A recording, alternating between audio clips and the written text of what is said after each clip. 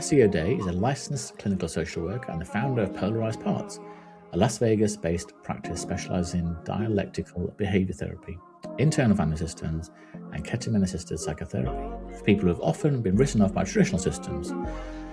Drawing on nearly 2 decades of work with homeless teens, families in crisis, people with chronic suicidality, active drug use, personality disorders, and other difficult or treatment-resistant clients, she brings sharp insights, dark humor, and a radically honest, no-fluff approach to mental health and relationships.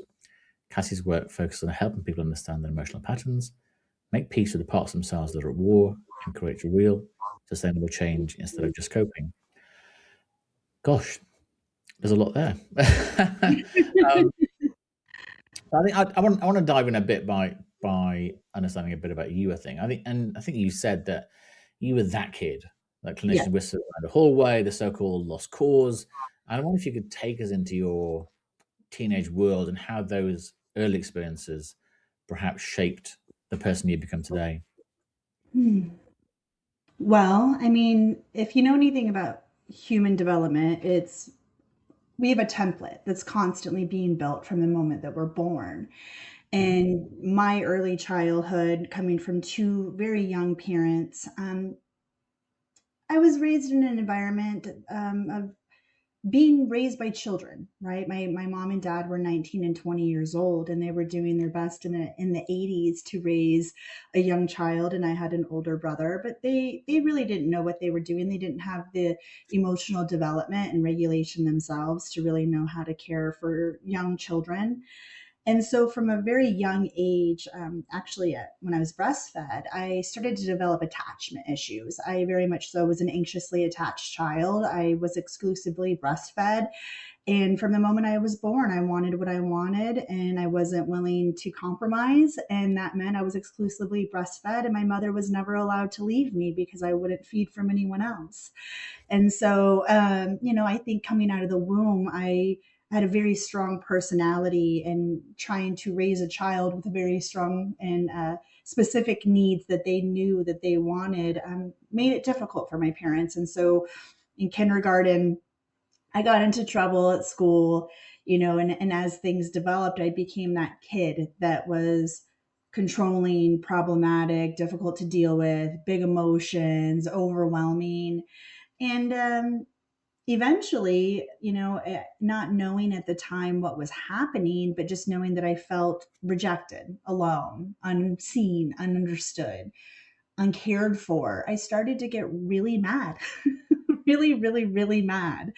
Unfortunately, this world doesn't always welcome vulnerability and saying, like, I'm sad or I feel rejected or there's something happening in my body and I don't know what this is. And so, what we typically do as human beings is we act out. And so I acted out. I acted out in really big ways. And eventually, my parents put me in therapy. And I thought all the therapists were kind of stupid. They didn't know what they were talking about. They asked me dumb feelings like, what is it like? How does it make you feel? And it seemed to me very obvious, right? So I became very frustrated very, very early on, continuing to feel misunderstood in the mental health field. Um, and so the behaviors got bigger, and as much detail as we want to go into them, we can, but I was disruptive. I was aggressive. I was, using drugs. I was self-harming. I was running away. I remember one time I was in a psychiatrist's office, and the psychiatrist asked, "What are you thinking?" And, I was a 14-year-old girl that hated the world. And I was thinking about picking up the scissors and stabbing the dude because I didn't want to sit in that office and listen to him. So I told him that. I wasn't going to do it, but as you can Yeah. imagine, what Sort of happened to what I me was, really want. I was escorted out. I was violent. I was going to hurt someone, but I was scared and I was alone and I needed help and I didn't know how to ask for it. And as a 44-year-old woman, I think I'm learning now to ask for help, but it's really hard. It's really hard. So after going through that experience where therapists are doing what many people imagine therapists do, so how do you feel? No, no, no. How does that make you feel? No, no, no. What are you feeling about that? Did you manage to get somebody more on your wavelength, somebody that was there to listen, and actually that you felt did help you? No, no, I did not. I lived in a very small town in Iowa, and so there was maybe 3 or 4 options, and everybody knew each other. So the therapist went to school with my mom, and their kids went to school with me. I didn't trust anyone. I still don't, right? And so I wasn't going to share anything with her. I didn't trust anybody. And so things progressively got worse the more that I went inside and lashed out. And so, no, at 15, well, at 14, I was made a ward of the state because I was getting in so much trouble. My parents didn't want to assume responsibility for any wrongdoing that I participated in. And so at 14, I was made a ward of the state, and then we were trying to find me a group home. And I was really excited when they found a group home. It was going to be a cool new school. It was going to have some hot new boys. It was going to have some new trouble I could get into. And I think once they heard that, they decided not to do that, and they sent me across country to live with my godparents that I didn't know. And the same thing happened. They didn't put me in therapy. And they sent me away, right, thinking they were doing the best thing for me. But I just got into more trouble when I got there, and I honestly didn't. I don't think I went back to therapy until I was 19, or no, I was 20 years old, and I went myself. So no, I never found anybody. And the idea, right, was I was too much to help, I was too hard, I was too difficult, no one would want to deal with me. It was something I had heard throughout experiences through therapists, right? I knew how to burn through them. I knew what to say to get out of their room. Um, so no, I never really did until maybe like in the last 5 years, I found a therapist that I really enjoyed working with and felt safe enough to be truly vulnerable with.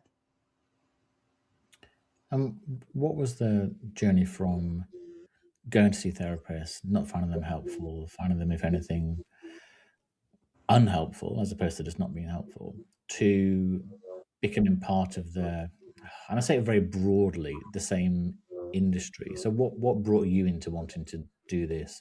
Obviously in a very different way, but what was it that led you to this place, to think?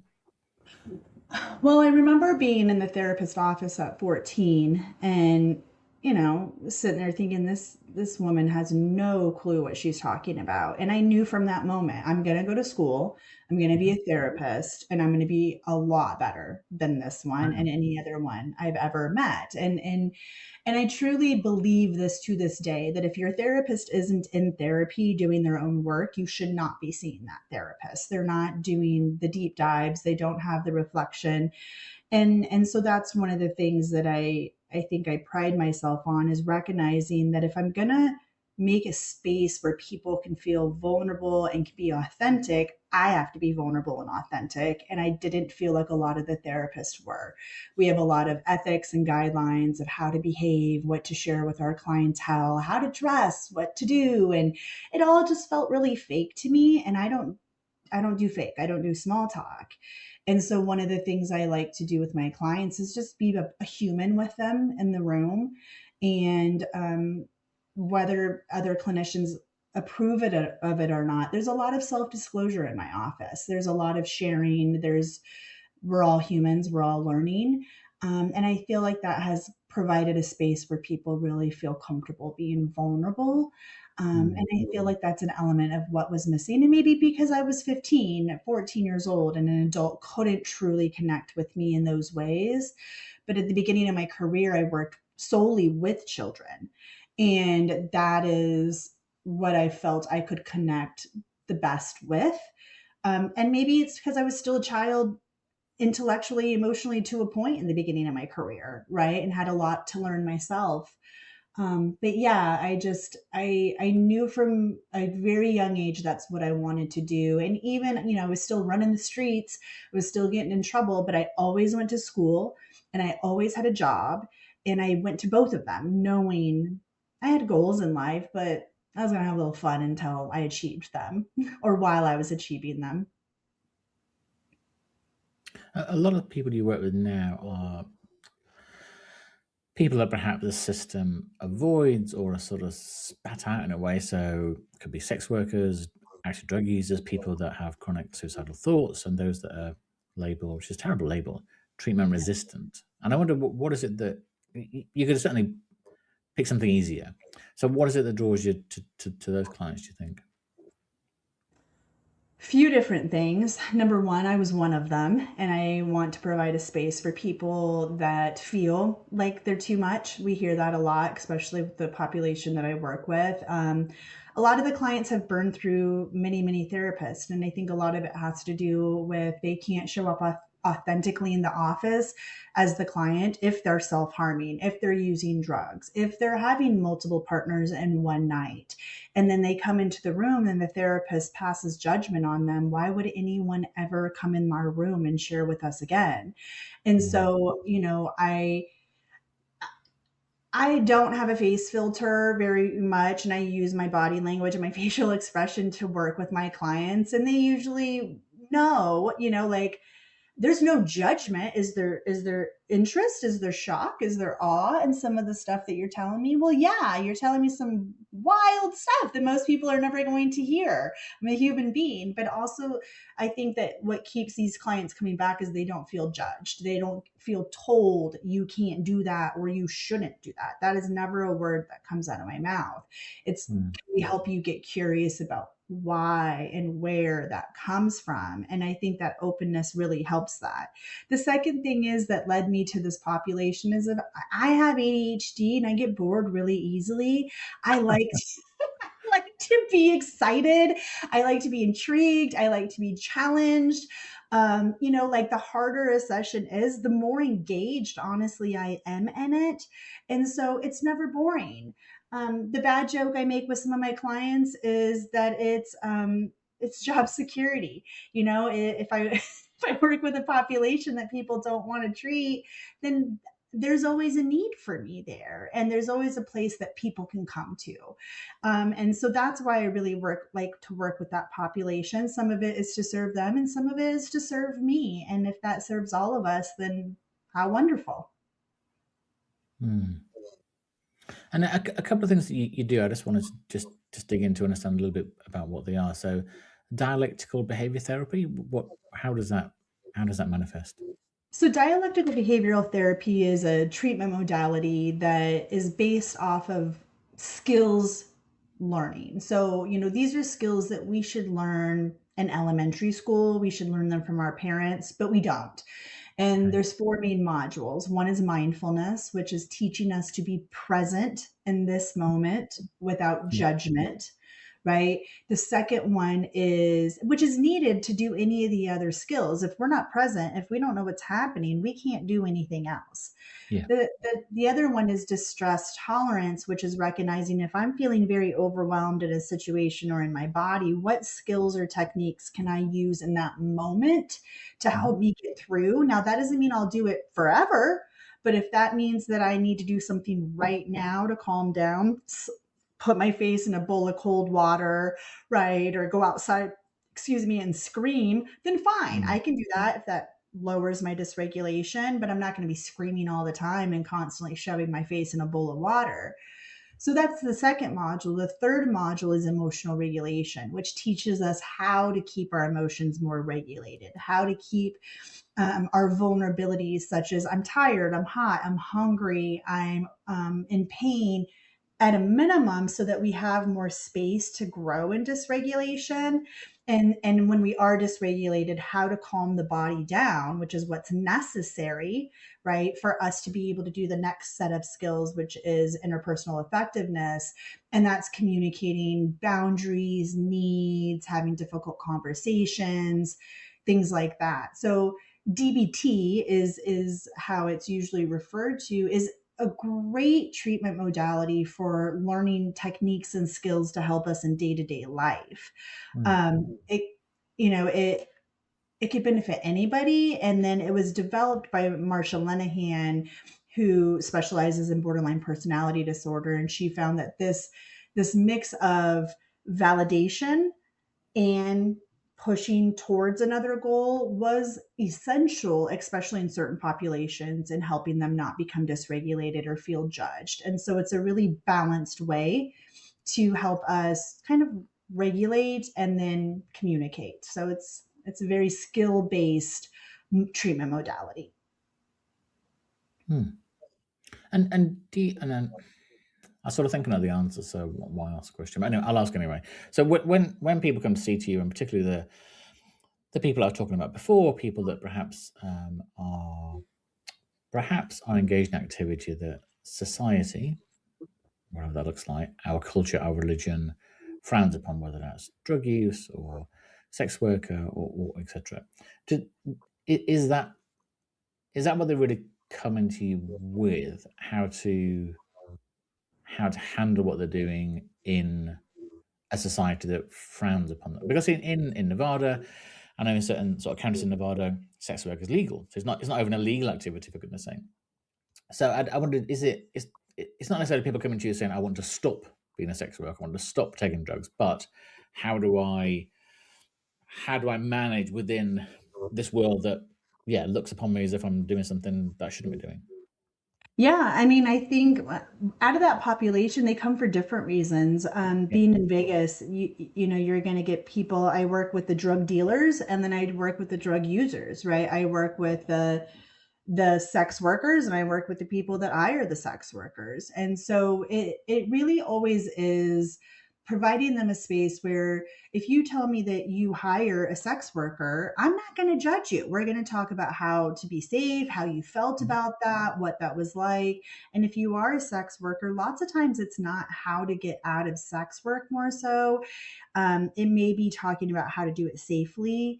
It might have been something that happened while they were working. It might be how their family or friends feel about it, and things like that. And usually, what it is that they come in with that's their occupation, but yeah, that's not what we're working on. But if you go to anybody else or, another therapist and you tell them like I prostitute myself for work, they're going to say, "Oh, we should talk about that. Why did you get into prostitution?" Well, that's not what they're there for. That's what they do for an income.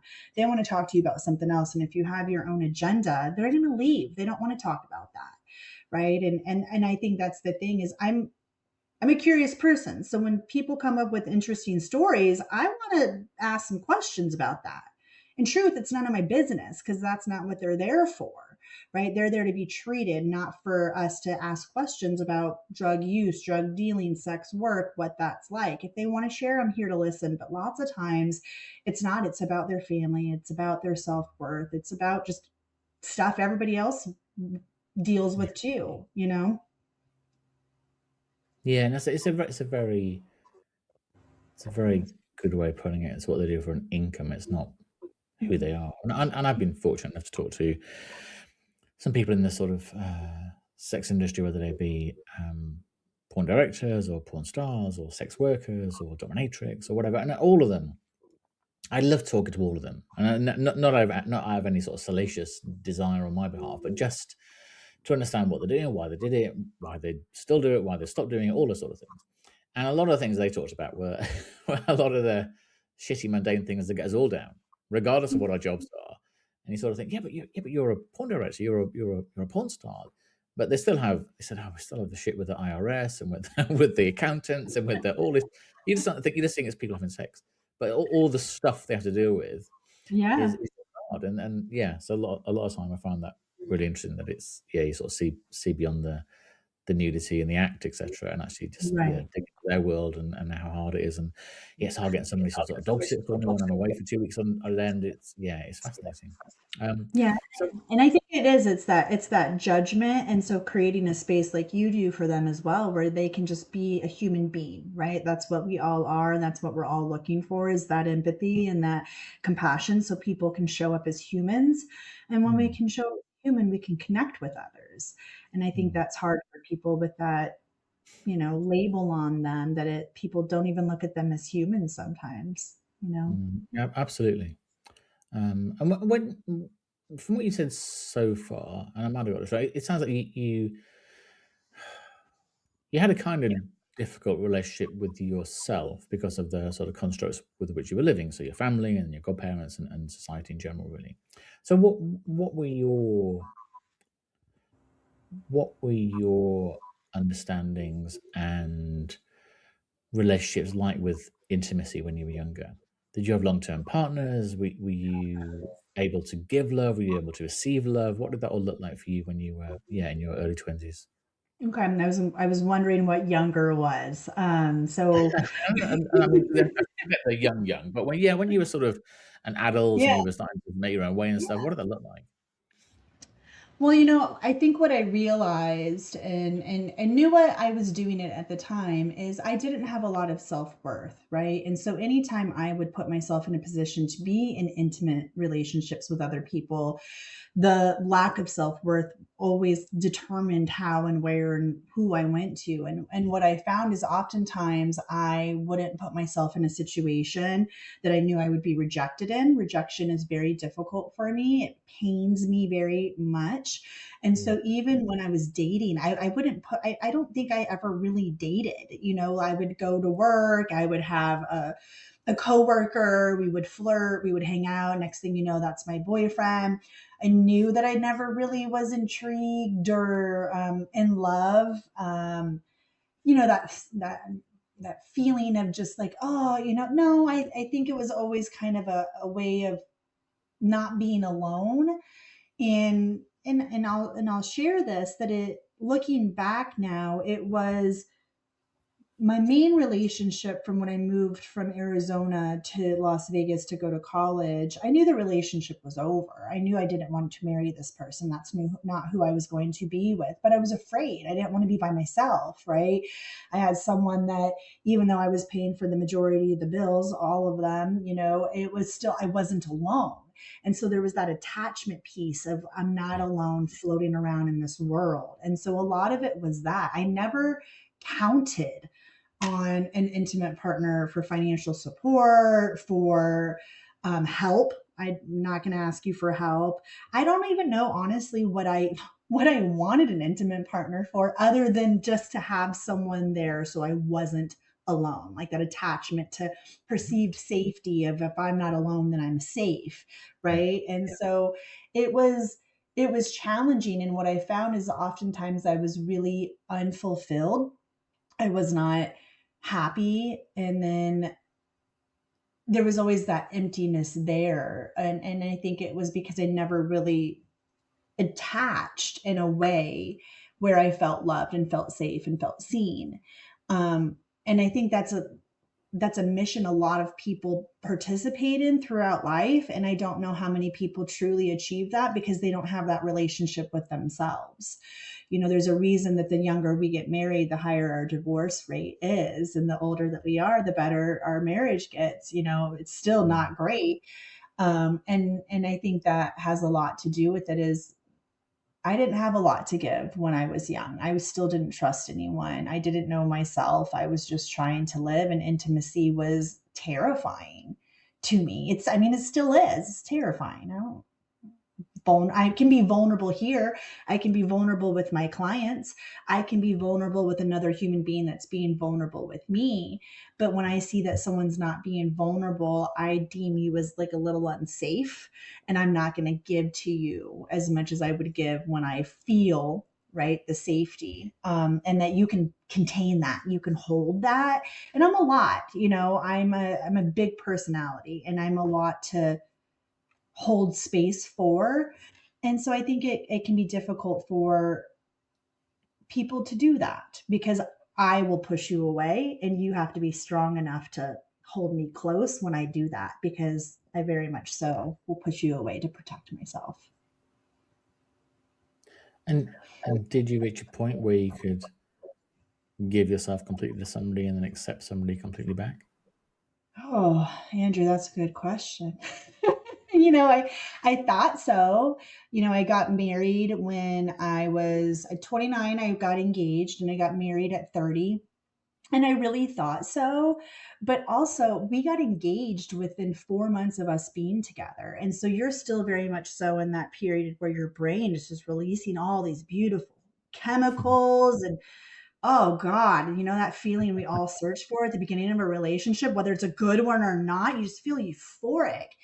And it was very, we got engaged. And then I started seeing holy cow, like I got in this relationship and he was safe. He was older. He was financially secure. He was kind. He on paper looked like everything that would be good for me. And quite frankly, I was almost 30 and I knew I wanted to have kids and, high risk pregnancy at 35. And so I just kind of said, well, this seems good enough. And I always knew on my wedding night, quite frankly, I knew not because he was necessarily a terrible person, but because I had betrayed myself and had made a decision for myself that I knew wasn't truly one that was in my best interest long term for my emotions. And so, we tried for a while, but it wasn't there. And then all of the expectations of, okay, you're a woman in your 30s, just try it out, stay together. And then we had kids. And long story short, I asked for a divorce in June of 2024 after a few years of really doing deep dive in therapy and realizing I was not happy. I couldn't love myself because I was in a relationship where I didn't feel like the person loved me for who I was and I couldn't be who I was. And so ultimately I decided to leave. And so in my work, one of the things I always recommend my clients do is after a breakup or something like that, you take 1 year, no dating. And then they always say to me, does that mean no sex? And I'm like, well, we know what happens when we have sex. The brain releases these chemicals, we get attached. So I'd really like for you to not have sex. And if you do, I'd like for it to be like a one night stand in a different city where you don't even get the phone number. So there's no way that you could find that person again. And so I did that for myself. And during that time, it was really rough. I got really depressed. I got really into my stuff. I had a little bit of a mini breakdown, but all great thought leaders have a breakdown before they have their enlightening period. So I don't regret it. But I think now I'm in a relationship that I'm really trying to stay authentic to myself, right? Like recognizing what I need.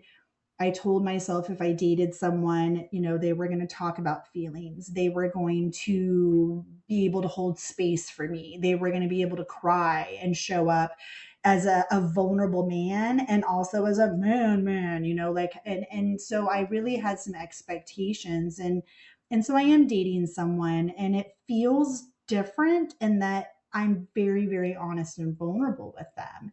And it's the first time ever where I think I can be that honest and vulnerable with another partner, because I haven't allowed myself to be that honest with a partner because I was afraid it would lead to rejection or it would lead to hurt. And now it's like, whatever, I have my house, I have my business, I have my kids, like let's take the risk. So now I'm trying that, but I very much so have noticed my patterns. And the other type of therapy I do is internal family systems, and that talks about parts. And I notice parts that very much so show up in this relationship to protect me. If I feel vulnerable, then I have a part that wants to shut me down and wants to push him away and doesn't want to talk. And so I'm trying, I'm trying. I think it's a lifelong practice for a lot of us of figuring out when and where to feel safe and what we need to feel safe emotionally with someone. Thank you for sharing that. That's very, very honest of you. A couple of things on what you said. I think one of the things that perhaps many of us are guilty of is that we go into a relationship and then perhaps a marriage, and we haven't ever really talked in detail, or we haven't at least created a space where it's comfortable to talk. And I often think when people have been together for 5 years, 10 years, 20 years, 30 years, whatever, they might be doing the things that they did when they first met in the bedroom. There might be this thing that they tried once and never really liked it and kept doing it, or this thing that they've always wanted to do and never gets talked about. It's just, I think almost the person that we're closest to, we often have the most hesitancy about having that conversation with them for fear that person's going to laugh or to run away or to scream at us or to be horrified or whatever. And then we'll either do something terrible like blurt it out in the middle of sex. I've always hated it when you do that. Oh, okay. Or rather than actually say, okay, well, how do we create a space where we can talk about this without judgment, and you have my space, I'll have your space. And do you find people come to you with that question, like how do I talk about these things in a place in a relationship where I haven't talked about them before? All the time. And this is where I like to be honest with people is I can do a phenomenal job of telling you how, what, where, the steps, what to do. We role play it. I love playing, but to do it myself is also very challenging. And that's what I want my clients to understand. Like, I'm not a prophet over here just walking the walk, talking the talk, and doing it. Like, this is difficult stuff. And I think that's what people appreciate hearing is like, we will laugh, we will joke. When I tell them, the next time you're in the bedroom and something doesn't feel good, can you notice what that feels like in your body? And can we try to communicate that to your partner? A lot of times I don't even get words. I get facial expressions or sounds, and how much that will come across, we'll try, but it's like, ugh, or bleh, it's like to, bleh, like ooh, I don't like you can feel it physically, where you feel like when you want to puke or your body tightens or you want to shut down. Even to this day, when I say difficult things to the person that I'm seeing now, I still won't look at him in his eyes. I have a very difficult, like, I will stare at you in the therapy room and give you so much eye contact. I'm so present and attuned with you as the therapist. But as the person sharing something vulnerable, I still want to hide my eyes, And so that is, I think, just letting people know it makes sense. And I very much so go to the body is, what if you started with the body? What if, like using the example of noticing, like maybe we're doing something intimate and it feels uncomfortable. The first question I would ask the person is like, well, just because it feels uncomfortable doesn't mean you don't like it. It might mean that it feels uncomfortable because it hasn't been received well before. Someone else did it. You don't even know how to interpret it, right? Like, and so whenever someone has a feeling that they have an adverse reaction to, that's usually a trailhead for us of saying, good or bad, let's look into what this may mean. And then in that moment, you might not tell the person that you don't like that, but can we come back to that in our own time and be curious about it and say, what was that about? Can I understand what happened? What was that about? And then can I have a conversation with my partner? You can definitely do it while you're being intimate, not saying anything ever has to wait. But can I come back and have a conversation with my partner when timing is good for them? Timing is good for me, right? Timing is such an important thing when we're having a conversation. If I'm in the middle of being intimate with someone and they're in their own headspace, they think they're doing something wonderful, and all of a sudden I let them know, like, hey, I don't like that. They're a human being. They're going to feel like they just got punched in the gut, right? They're going to have a part of them that's going to not know how to handle that information and might lash out or withdraw. And so to kind of be able to say, I can do it in that moment if I feel comfortable. Even if I don't feel comfortable, we can still do it in that moment. And if I want to, I can also pause that feeling, get curious about it myself, and then I'll have more clarity when I do talk to that person, because there's been so many things that I thought I didn't like, and now realizing, holy cow, I said that. And one of them being flowers. I told my ex-husband, I don't like flowers. Well, I told him because all my boyfriends before him were broke and couldn't afford flowers, and I would feel guilty about the money they spent. And so for 13 years, he didn't really get me flowers. And now I realize I love flowers. I just felt guilt about money going towards something that was going to die. But to be able to come back and say to that person, hey, I guess I realized something different and changed my mind, and then being able to hear that is so important. The problem is people are stuck in that, well, you said you didn't like it. Well, now I'm telling you I changed my mind, and that channel of communication is kind of shut down. Do you think I'm going to open up and tell you that I didn't like something in the bedroom the other day when I can't even tell you I really do like flowers? And so I think that's the thing, is like, there's so many factors, but first we have to know as human beings, what that means for us. And a lot of us don't know. We automatically assign it based on past experiences or perspectives, which is what our brain does to protect us. However, it's okay to come back and be curious about it and learn more about ourselves. That just requires time, and not a lot of people make time for that. Now, one thing I found doing the podcast, I've talked to a lot of people in their words, are part of the kink or BDSM community, and how much better they are at communicating than people in the sort of vanilla community. I can't remember ever sort of after a sexual experience sort of talking about it or was reviewing it. What did you like? What did you not like? You just, okay, well, we'll do that again next time.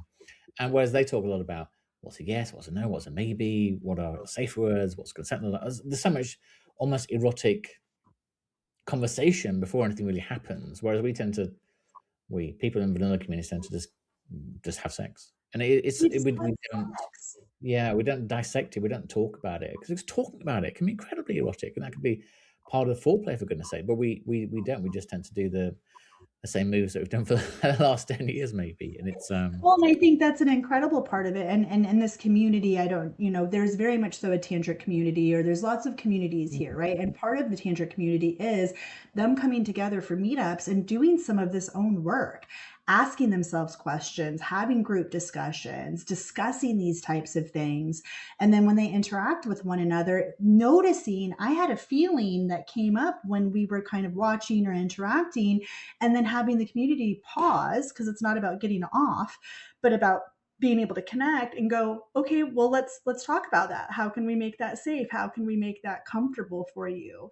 And I think you're absolutely right. And this is the thing that I hear all the time, is that people will say, oh, I could never tell them that.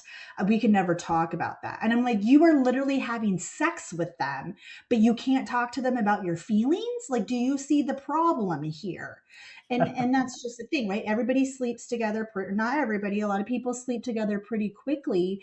And that was, a thing that, again, for myself this time, not like I slept with everybody right away, but being an adult and doing this thing, I really wanted to have conversation with someone, right? And so it was a month of us just talking and making sure, like, connected, and I could tell you anything and it was connected. And that, I think, that start to a relationship that makes it a lot easier to have that relationship in the bedroom, right? Is if we already have those conversations before we enter the bedroom. Now when we enter the bedroom, this is just like normal day conversation for us, just a little, messier at times. yeah, it's and I do think a lot of it, and you'll know better than I, but I think a lot of it stems back to when we are much younger. So puberty, we never get, certainly in schools here, and I'm sure in America, they talk maybe about sex education, about how not to get pregnant, how not to get an STI. Over here, they teach you how to put a condom on a cucumber, which is really, really useful. But they don't talk about pleasure or intimacy, any of those sort of things. And I think that when we're going through those feelings, when we're quite young, we first know it's nice to touch your own bodies. We do that in a very, very hurried and secretive way, and we never establish a self pleasure practice, if that makes sense. So then, Yeah. if we don't know what we like, guess what? Our partners aren't typically mind readers. So, and Right. if we can't communicate to them, it's very, very hard for them to know what to do that we'll like if we don't even know what we like ourselves. And this is a story that I'll share with people a lot. Is growing up, I was a tomboy. I hung out with boys, like I lived in Iowa. We were playing in the sewers, we were playing in the cornfields, mud pies, football, like all the things, right? Like a small town where you would just go. No one knew where you were. And around 12, guess what happens? Puberty. Guess what the boys want? They don't want to just play football with me. They want something else, right? And so at that age, all I want was to be accepted. All I wanted to do was play with my peers. And now in order to play with my peers, for better, they want to play with me, And so then those are the decisions that a young person has to make, of like, okay, well, I want to keep hanging out with my friends. now, I'm starting to develop and they want different things from me. What do I want? Do I want to be touched in that way? I don't know. I guess I do. Other people are talking about it. Does that feel good? And so when I was working with teens, a lot of the things that I would say to my teenage girls is, you're intimate, you're sexually active. What are you looking for? And as a teenager, I didn't want to be sexually active. I wanted to be held. I wanted to be cared for. I wanted to be nurtured. And guess what teenage boys want to do? Not a whole lot of that, Not a lot right? of helping. And then so in order to receive that, I had to compromise what I wanted, right, with what they were willing to give. And think about if those are your early experiences, right? Like, no, we're not talking about that in teenage years or early adult years. We're very selfish at that time, right? And so we're focused on what we want. So we don't know. We don't know how to enter those conversations. And if we did, could you imagine being in 9th, 10th, 11th, 12th grade, being 20 years old and on your first date saying, I really enjoy being touched this way. And I really get pleasured when this happens.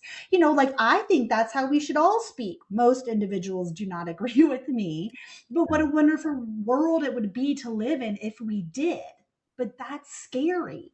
That's scary, right? We don't know how to do that. We don't know, and I think as a person on the other side of that relationship dynamic, almost knowing how to receive that information. You think, oh my God, this person knows so much and knows exactly what they want, or gosh, will I be able to do it the same as the way she or he enjoyed it with other partner? So it's almost hard to know how to receive that level of introspection and knowledge. That's a good point. That is a really good point. And I don't know, I guess if someone came in with that information as you're telling me that, I'm just kind of seeing what it feels like in my body. I did feel like, oh, how will I meet that? How will I meet that for them? But it also, if we already have a relationship where we're talking about that, I could say, all right, I hear that. I'm going to try. Like, I really don't know. I haven't done that. Will you let me know how that feels or what that's like for you? And then you can work on it together, right? But I think that's the thing is having that much awareness and then being able to communicate it to the other person, and then if it changes, being able to communicate it to them and without them having their feelings hurt. Maybe I did like it and now I don't. It's not you. It's right now. It doesn't feel good in my body. It doesn't feel good to be hugged or kissed or touched or cuddled. But lots of times the other person's going to hear, oh, I'm doing something wrong, when it may just be an internal experience where I feel like, like stop touching me. And if I don't know how to communicate that, you're going to perceive that as you're doing something wrong. And I think that happens all too often in relationships. And then we just refrain from sharing our feelings and just kind of go with it until we can't go with it anymore, which doesn't usually end well.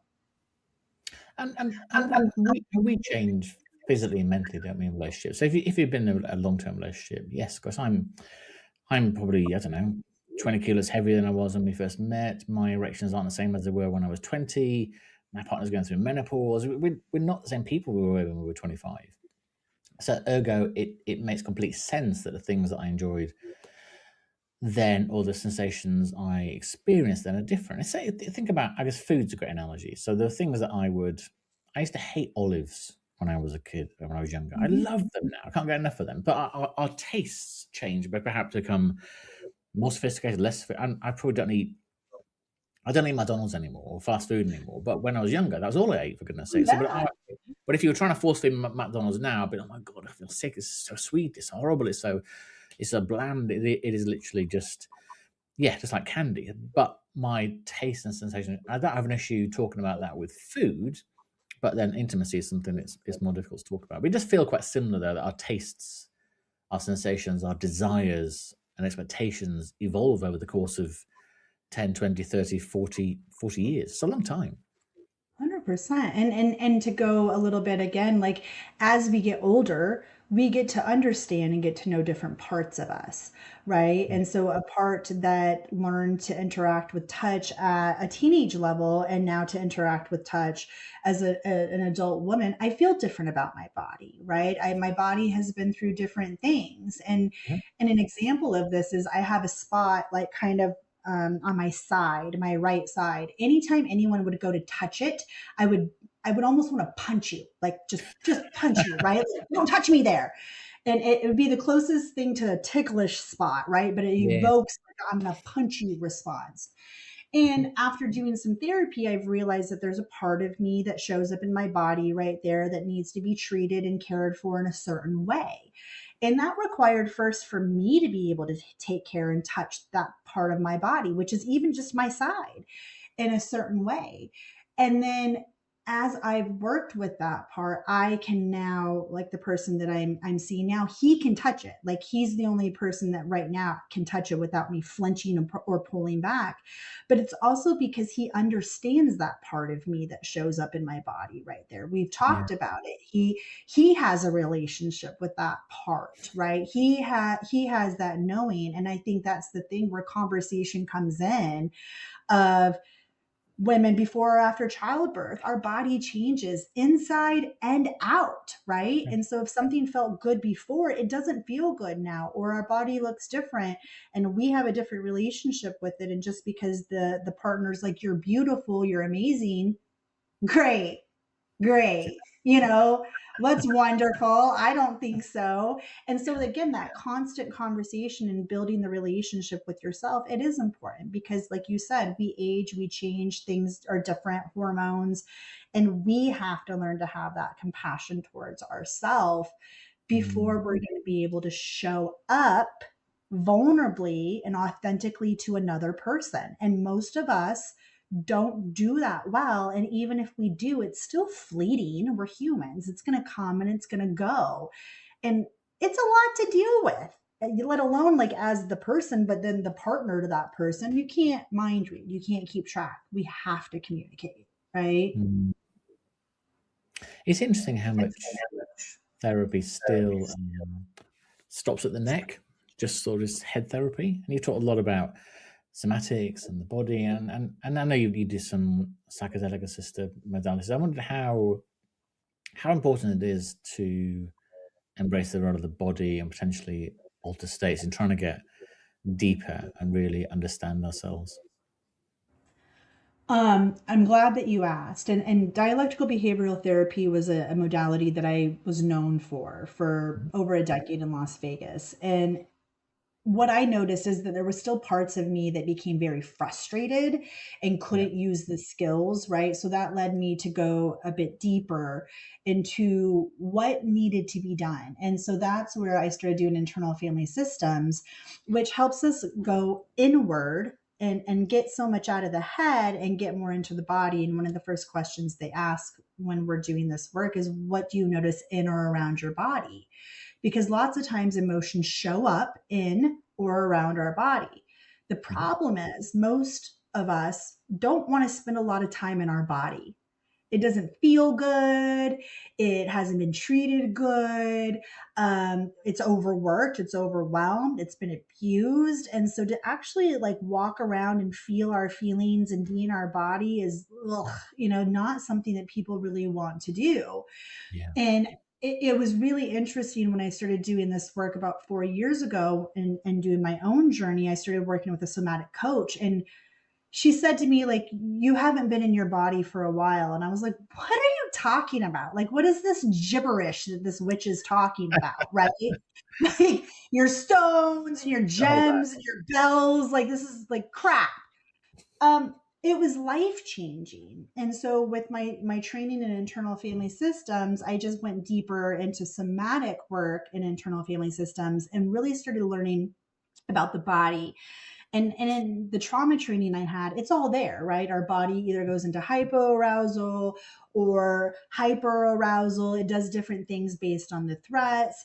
And so if we're just talking, how is that going to impact the way that the body interacts with the input that it's receiving?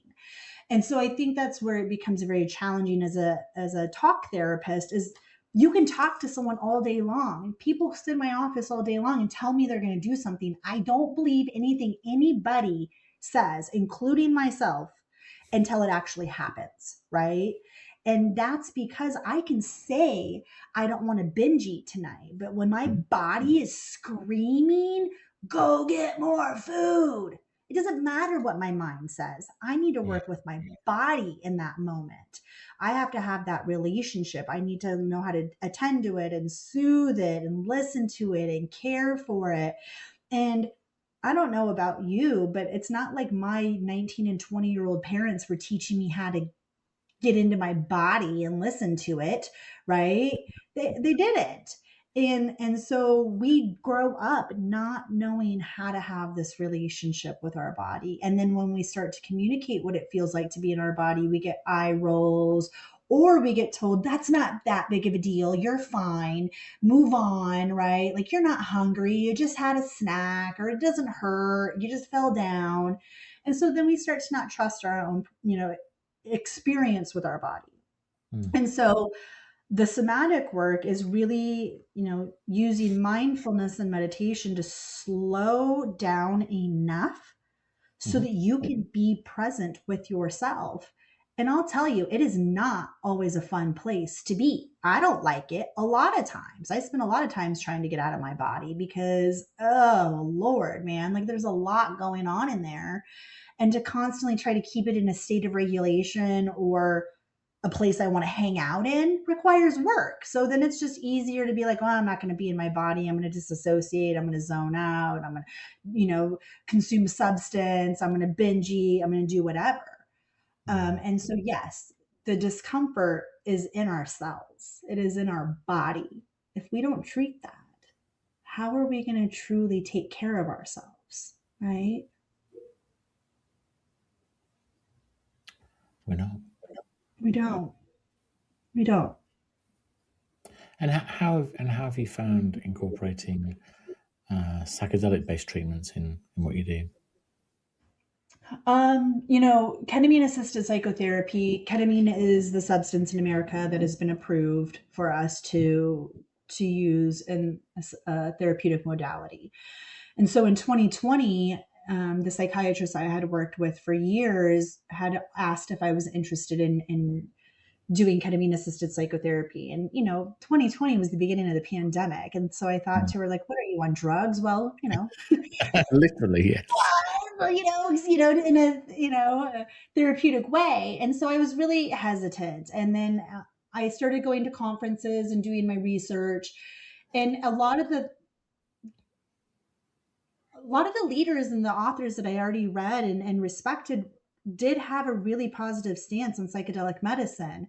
And so I started to train in it through her, and then I started to participate in it myself. And, again, any good therapist is going to know what it's like to do what they are teaching you. Otherwise, they can't really get it, right? And so in psychedelic medicine, you have to do the work yourself.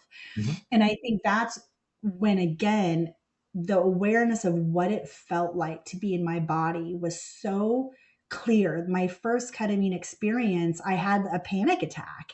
And rather than being in the panic attack and not being able to think, I was stepped back enough from the panic attack that I could feel it, I could see it, but I didn't have to be overwhelmed by it. There was enough of a space for me to be able to work with it. And I didn't walk out of that ketamine session like, oh, I know how to deal with my anxiety.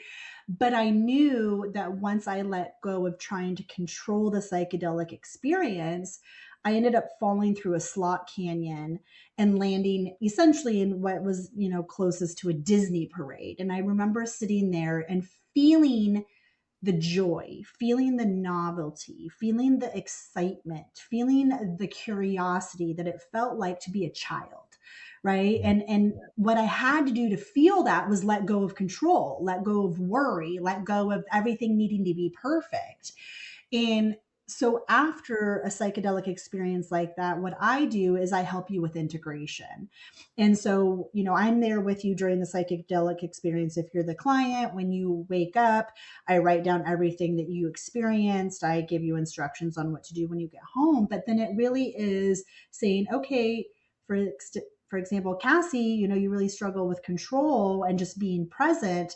How are we going to integrate that into your day-to-day life? Where are you going to notice that? And the truth is, it comes back to a feeling in my body.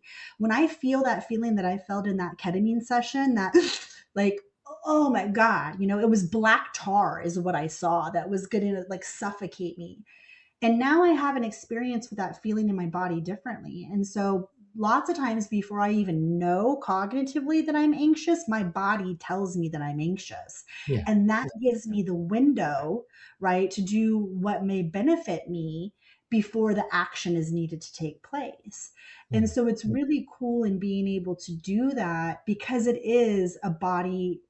Ketamine at least gives you that chance to really be with the feeling without being overwhelmed by the feeling and be in your body and out of your body at the same time. And one of the key things I always ask when you come out of the medicine is, what did it feel like in your body during ups or downs, right?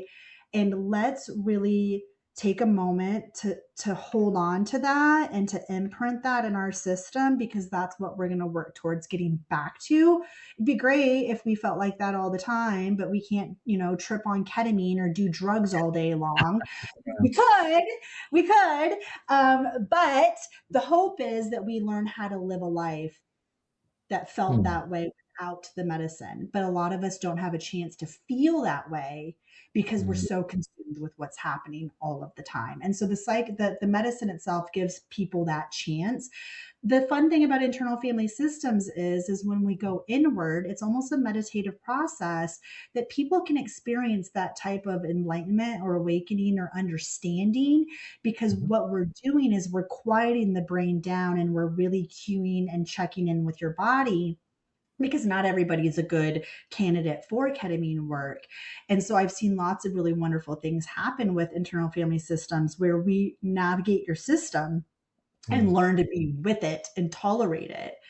Um, and so there's lots of different ways to do it, but I do really truly believe the body is the key. And it's so frustrating when my community or the world doesn't understand or emphasize the importance that we have the relationship with those. Instead they tell us work harder, do more, move faster, and we're tired. Our bodies are they need much more care than we give them.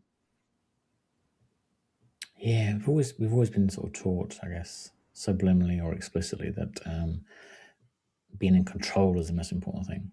So it's a big step to sort of feel confident, not to lose control, but to accept that you don't have to be in control of every second of every day, right, during every experience. If you try and control an experience like that, it's not going to go well. You just got to sort of embrace it and be part of the experience, I guess, rather than trying to control it from a sort of almost a dashboard sort of way. What's this doing? What's that doing? You just sort of just be in the moment, I guess. But like you said before about being present and being in the moment is the important thing. Yes. Yes, absolutely. You've been very generous with your time. So just two more quick questions. One would Sure. be that a lot of the things you've chosen to work with are what a lot of people would consider close to crisis. So suicidality, addiction, intense trauma. A lot of people aren't typically coming to you to say, Cassie, I just wanted to come and spend some money with you to tell you how wonderful my life is. I'm not typically doing that, I don't think. So how do you protect your own mental well-being? How do you look after yourself so you can, yes, be present for the client in the moment, but then have space to own the rest of your life? It's a good question. I did not do a very good job of it in the beginning of my career. Again, I worked with kids, and so I was very blended with them, and I could not leave the work at work. And so I would say for the first 10 years of my career, I did a horrible job with that and was very burnt out, very stressed, very overwhelmed, very emotional with what I was seeing and experiencing. When I had kids of my own, it really helped because I just didn't have the emotional bandwidth to carry that much concern, right, outside of sessions. But what I would say is a lot has to do with it is I'm in private practice. So I choose who I work with, which Yeah. is so important. If someone takes too much out of me, I can't be a good therapist to you. And that's not because you're too much. It's just there's something in our dynamic that's pulling, and it's going to exhaust me. And so I really look at that. I stack my days a certain way. I do my own scheduling. I'll put certain clients at certain times, certain days, not certain clients together because I know that it can be too much when I do that. Um, I do like to take a lot of time doing other things than therapy as well, right? That's why I like to teach. I like to consult. I like to supervise. I like to, because that can just be a lot. And what I'll say is, take care of yourself in between sessions. That I think that fluctuates. I do get good sleep. I like my sleep. 6-7 hours is important. I have a practice of reflecting and meditating or moving my body and taking care of myself. But I think really the biggest thing I had to do is when I left the room, I had like they don't exist anymore. There was a bit of like I cannot let that, and that took many years. And I think many, learning it doesn't serve me to carry everybody else's stuff with me. Mhm. And so there's some practices that I do where I give things back or I don't take stuff on. Um, but it's hard, and there are certain situations where I'll feel it on me, and when I come home from work, if I can feel stuff like on me, what I'll do is I'll walk. And sometimes it's 120 degrees outside and I'm outside walking because I just feel Yeah. right like that stuff still stuck on me. um and I'm honest with my clients. I'm not the therapist when they come in the room. They're like, "How are you?" And I say, "Oh, I'm good." I'll just be like, "I'm tired. I'm burnt out. I've had a rough day." And I think just being able to be honest and show up how I am Yeah. sets that tone that I don't have to be perfect, that I'm a human being, and that if I can only give 80% in this session, I'm only going to give 80% in this session. I can't give 100. Doesn't Yeah. make me bad. It just gives me that chance to say, how do I redirect or how do I learn for next time? This feels a lot more genuine, doesn't it? Rather than masking how you're feeling and then, yeah, just almost going through the motions, which would be the worst thing really for a client, because you can sort of tell as a client if somebody's not really there, not really present. So you Right. just being able to say that, I think, is a big thing. And then are you the sort of person that plans? Do you know what the next 5 years look like? The next 10 years? Do you have a vision for what the future holds? For myself, yeah. Yeah. I at the beginning of every or at the end of each year, I like to set some goals for myself. Mhm. And last year, my business went down a little bit because I did leave my husband. I got a divorce, and again, I went to work. I don't even know how I kept my clients. I didn't get a lot of new clients because I knew I was not in the best place. I would Yeah. show up lots of times. You could tell I'd been crying. There was times I'd be crying in session with my clients because they say something and I couldn't unblend from it, and I would just be, and they knew, right? And they didn't have to take care of me, but they also knew that I could still show up and take care of them and do my job, but I couldn't pretend, right, that I was Mhm. okay. And so that permission that I first foremost gave myself was very important to get through that time. And I think it helped the clients Mhm. get through what they needed to. I lost, what was this question? I What is lost what it. what your vision is for the future? You were saying at the beginning of each year you have a Yep. goal, whereas the last few years have been a bit And difficult. so now it's really been rebuilding it, which is what I've been doing. So, the next 5 years, really what I would like to do is we're moving space. So I'm going to be doing a lot more in person, small workshops, a lot more somatic work. My new office space has a room where we'll just be doing a lot of somatic work. We'll be on the floor, we'll be laying down, we'll be standing. I hate sitting in a chair. And so giving myself that permission to move my body the way I need to move my body during a therapy session, and if my clients are uncomfortable with it, they can let me know, and I may or may not stop doing what I'm doing. But I think that's also important that if you want me to authentically show up and be the best me, if my back's hurting and my body is like feels like worms in a chair. I need to just lay on the floor and I can still talk to you. I'll even talk to you better. So it's really doing the somatic work, getting that incorporated, doing a lot more small workshops. I really love to teach. And so it's about teaching a lot more and teaching other clinicians in town how to do some of this stuff. Um, and I like being on the podcast and teaching and learning and getting to share the word that way. And so I think I'm again always looking for new and fun and exciting things to do. I'd love to do retreats, or in Vegas we have lots of really beautiful hiking areas, and being outside in nature, connecting to the earth, incorporating that in therapy is what I'm looking forward to doing. But I think trying to convince the world that, hey, let's get woo woo and let's get in our body and let's take our shoes off and touch the ground, and it's a hard sell for a lot of people. And so I think that's one of the battles that I'll be fighting, is how to convince even myself that it's okay to show up a little bit differently than maybe I have in the past.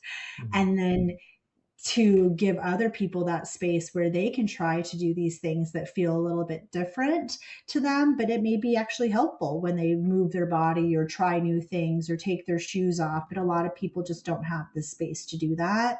So I'm excited about offering space for people to try something new. And my final question, if you were able to and would want to, what would you go back and say to the 16-year-old you?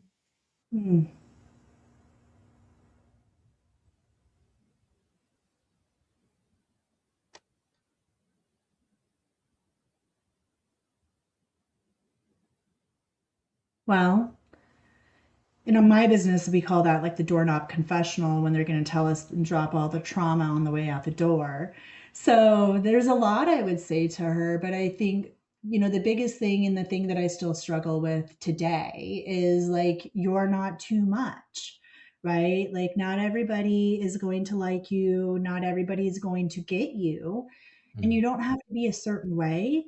And I think it's still something I'm telling and reminding myself today, and still working with that 16-year-old part of me that shows up, that's afraid to say or do new things because I'm afraid of rejection or getting hurt. And just letting her know, like, you're safe, like, you're okay. But she wasn't safe back then. And I think that's what's hard about saying that to her then, is it wasn't safe. But to let her know that, in time, hopefully we can find safety and we can feel safe, is just for her to stay hopeful, that if she works hard enough and if she stays positive enough, she'll get there. But it wasn't going to come easy. And I think she knew that.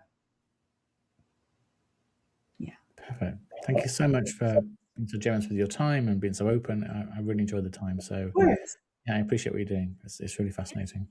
It was wonderful being here. Thank you.